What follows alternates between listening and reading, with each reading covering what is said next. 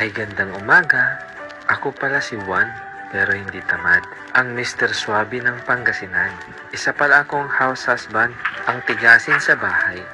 Tigaluto tuwing umaga para may almusal ang aking mag-ina dahil papasok sa eskwela ang aking anak at sa trabaho naman ang aking misis. Aside sa pagiging house husband, isa rin po pala akong delivery rider at gumagawa ng black kutsinta at isa rin po akong small vlogger at ito ang aking kwento. Para sa almusal ng aking pamilya, tara!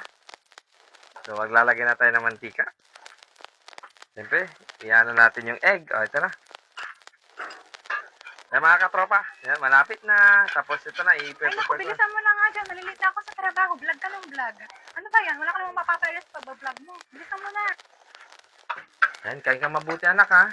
Bilisan mo na para hindi ka malate sa pagpasok mo. Siya nga pala yung bayad ng ng renta binigay ko na sa'yo. Bigyan mo din ang cake ko kasi birthday niya bukas ng kakalimutan ha. Oo, okay na, nandito na. Bilisan nyo na, malilate na ako. Yan, dito na tayo anak. O siya ha. Mag-aral kang mabuti ha. Papasok ako sa trabaho ha. Sige, ingat ka. Ay, makapagsimula na maglinis. Para makapag-deliver na tayo.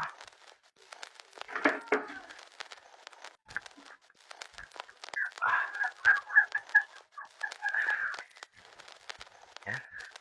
Bibilis na tayo. Naku. Ayos, ma'am.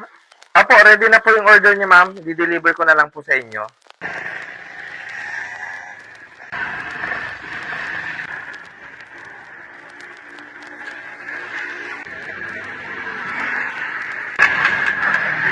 Ano kaya nangyari dito?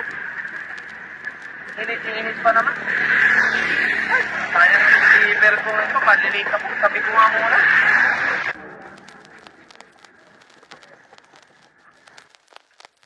Ano kaya ang sira nito? Oh, sir. Anong problema, sir? Kaya kumandar eh. 20 years na rin po kasi itong motor na to.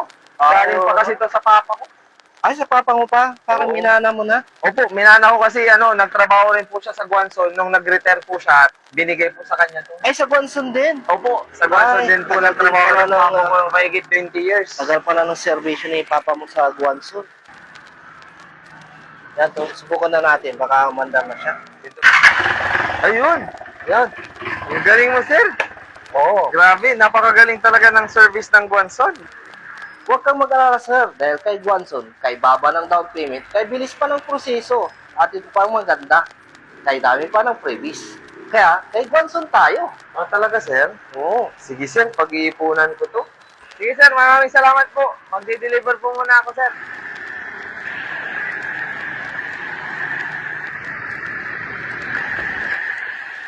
Hello, sir.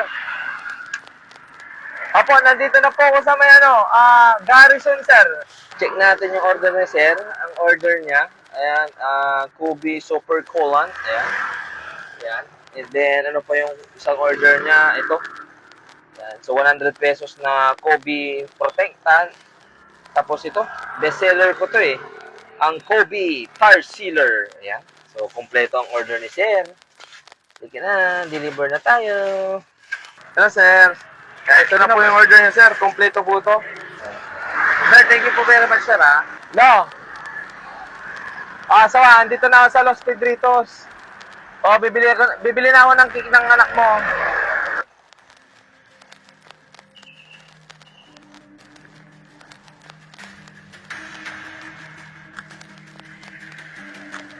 Hold up to. Sir, wag po. Mawa po kayo, sir. Pambili ko ng cake ng anak ko to. Birthday ng anak ko, sir. Wala akong pakialam. Sir, pauwi lang.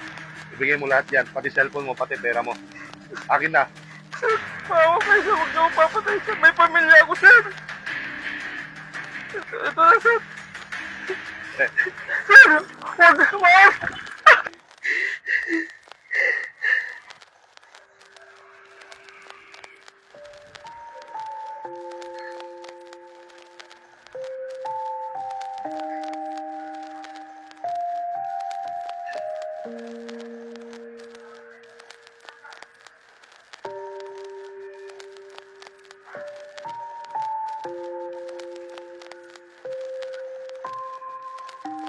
Good morning, sir. Good morning. Magkano po ito, ma'am? For 70 pesos po, sir. 70 pesos. Yes, sir. Kulang yung pera ko, ma'am. Cake sana kasi yung bibiling ko, kaya lang na-hold up ako. Kahit ito na lang sana yung ibigay ko sana ito, ma'am, kasi birthday na lang po ngayon, ma'am. Kaya lang, Maria na lang po natitira sa akin.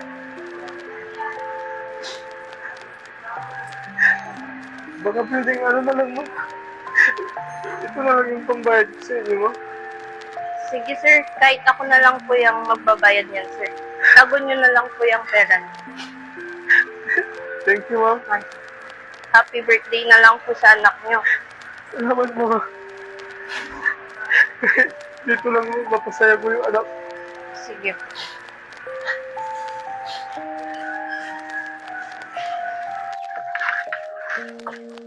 Oh, bakit ngayon ka lang?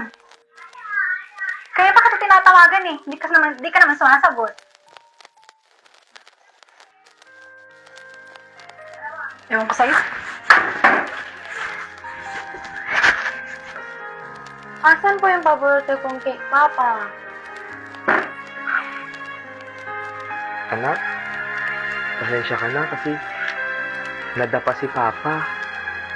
Kaya itong tinapay lang yung naiuwi para sa birthday mo, anak. Pasensya ka na, anak. Anak, pumasok ka nga muna sa kwarto at may pag-usapan kami ng papa mo. Sige, anak, pasok ka muna doon. Ano ba nangyari sa'yo? Di ba pinigyan ka ng pambili ng cake ng anak mo? O bakit wala? Nasaan? Kasi sawa, na-hold up ako kanina. Ano na hold up? Paano? Bibili na sana ako ng cake. Tapos, ganun yung nangyari. Wala ka nang ambag sa pamilya natin, tapos ngayon, pabigat ka pa. Tapos ayusin mo nga yung buhay mo. Bakit yung pera pang nawala? Bisan ikaw na lang. Grabe ka naman. Oo nga. Sana ako na lang yung nawala. Kaysa yung marinig ko sa'yo lahat ng yan. Yung mga masasakit na salita mo. Pero nagtatrabaho din naman ako. Habang nag-aalaga ng anak mo. Habang naglilinis dito sa bahay. Nagdi-deliver ako sa labas.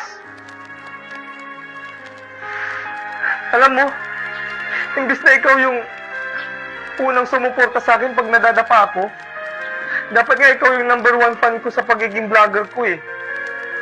Pero alam mo, ikaw pa yung basher ko. Di ba dalawa tayo magdesisyon nito? Pero anong ginawa mo? Nalilit na nga ako sa sarili ko tapos aapakan mo pa ako ng ganyan?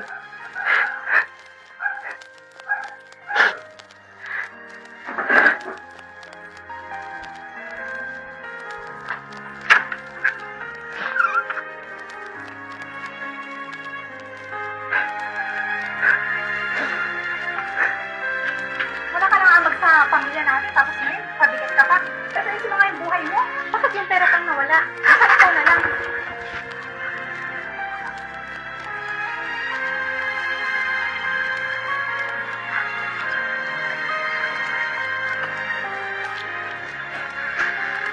Sorry kung na-disappoint ka sa akin.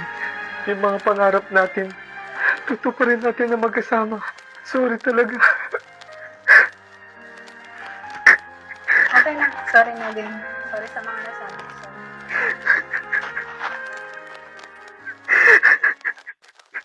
Ang sabi ng Diyos, matutong magpakumbaba at magpatawad at magmahalan.